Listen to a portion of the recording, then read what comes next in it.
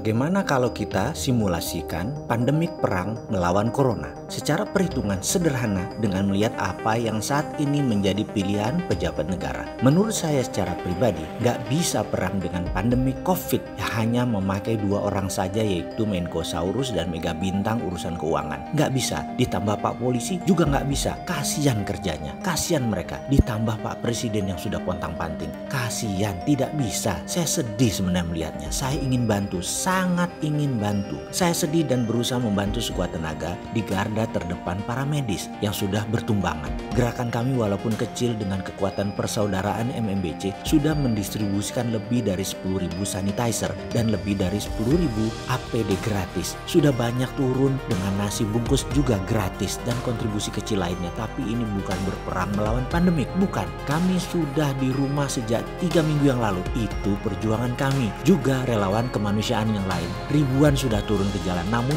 ini perang panjang. Kalau melihat begini penataannya bakal kalah nafas kita. Karena sungguh belum terlihat strategi jitu perang secara nasionalnya. Saya ingin bertanya, kemana yang lain? Menteri-menterinya pada kemana? Yang bidang ekonomi kemana? Yang lingkungan hidup, pariwisata, BUMN pada kemana ya? Perang lawan corona ini perang loh ya. Kampanye stay at home-nya masih kurang masif ke daerah. Secara textbook, buku tradisional di dalam perang, kita harus kenal musuh kita luar dalam. Kenali markasnya, kenali perilakunya, kenali senjatanya, kenali strateginya, kenali serangannya. Kenal nggak dengan sifatnya virus corona tadi? Kenal nggak? Kita semua tahu kalau obat itu penyembuh kasualtis korban perang. Saat ini obat sudah tersedia, namun perangnya masih berlangsung. Perangnya masih belum bisa dimenangkan. Perangnya masih belum bisa dihentikan. Cara perangnya, cara kombatan pandemiknya ada yang nggak pas deh kali ini. Bener deh, masa belum pada sadar sih? Begini melihatnya, di Jakarta tanggal 2 bulan Maret ada 2 orang terpapar. Akhir bulan Maret di Jakarta terpapar 800-an orang, atau dalam bahasa biological warfare-nya namanya first wave.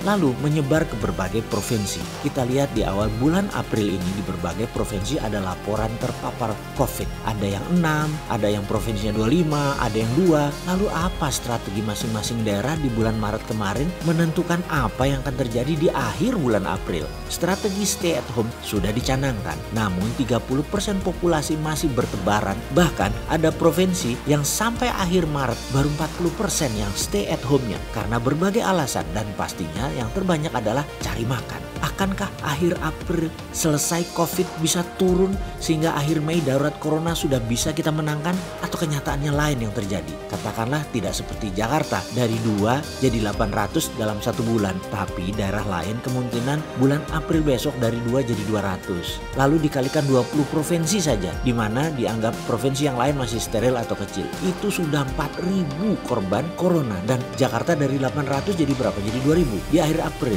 terpapar nasional menjadi 6.000 di akhir bulan April. Mungkinkah? Kan gak enak kalau analisa saya yang di awal Maret menyatakan korban corona akan jadi 5.000 orang di Indonesia bisa tercapai kalau kayak gini caranya. Hanya karena melihat longgarnya masyarakat bergerak. Asli, saya gak suka kalau analisa kaleng-kaleng ala Sontoloyo itu benar. Harusnya salah. Jadi biar saya yang dihujat. Karena pantas dihujat karena salah. Dan kalau terjadi benar 5.000-an, ini second wave-nya dengan perhitungan kalkulasi menggunakan skenario terburuk terjadi. Apa yang harus kita lakukan berikutnya? Oke, kita hitung positif sekarang. Mei, bulan puasa. Mungkin stay at home lebih taat sehingga tinggal 5%-an yang bergerak keluar. Mungkin di sini lebih bisa mengendalikan. Ini blessing in disguise. Harus kita syukuri hal ini. Berapa kira-kira yang terpapar hingga akhir Mei? Masih naikkah tren yang terpapar? Naikkah tren yang sembuh di akhir Mei? Saya percaya akan melandai alias kita akan menang melawan corona. Kalau melandai di akhir Mei, maka ini tanda-tanda menang. Selama sekali lagi kita tekankan, kita stay at home. Ingat itu, lihat akhir bulan Juni, naiknya sedikit dan sembuhnya meningkat. Lalu di akhir bulan Juli, akhirnya turun yang terpapar, yang sembuh semakin banyak. Sekali lagi, syaratnya kita masih stay at home. Di Agustus patah, yang sembuh sudah melewati yang terpapar. Ini kita menang artinya. Dan hingga akhir Agustus, kita masih stay at home. September, kita mulai keluar bertahap. April sampai Agustus, 5 bulan. Dan karena sebagian dari kita banyak yang sudah mulai dari bulan Maret stay at home-nya, jujur deh, ini bisa gila semua orang. Bukan kesehatan Bukan fisik yang tertumpuk, kejiwaan juga berat. Kesehatan kantong gak jelas asli deh. Asli gak jelas urusan kantong. Tapi lupakan kantong dulu. Ini survival mode dulu atas nama kemanusiaan. Inilah simulasi kalau kita masih pakai strategi perang lawan pandemi corona dengan cara longgar seperti sekarang. Walah Gusti, Gusti ampun Gusti. Semoga kali ini saya salah lagi.